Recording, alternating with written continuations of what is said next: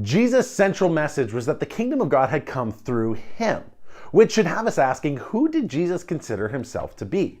Today we're discussing one statement that Jesus frequently used to describe himself.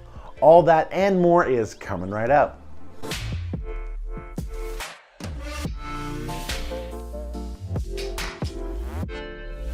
Hey, I'm Matt, and you're watching Truth Snack, a channel that aims to help you discuss life's most important questions. So who did Jesus say he was?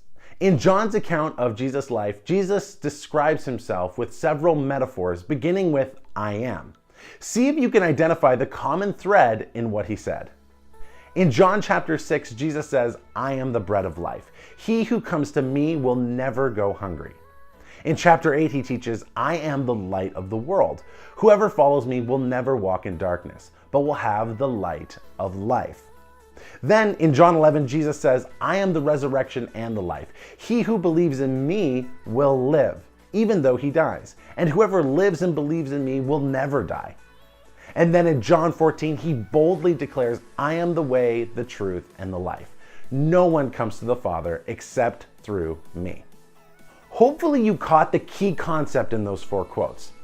Jesus presents himself as a source of life to us. He illustrated being life-giving in other ways too, like in chapter 15 where he describes us as plant branches that need to be connected to him. If we are connected, then we'll stay alive, thrive, and bear fruit. If we're cut off from him, we can't do anything.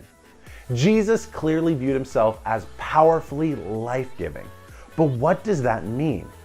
Well, the whole context for John's account begins with him acknowledging that Jesus was not simply spiritually life-giving as a teacher, but the ultimate giver of life.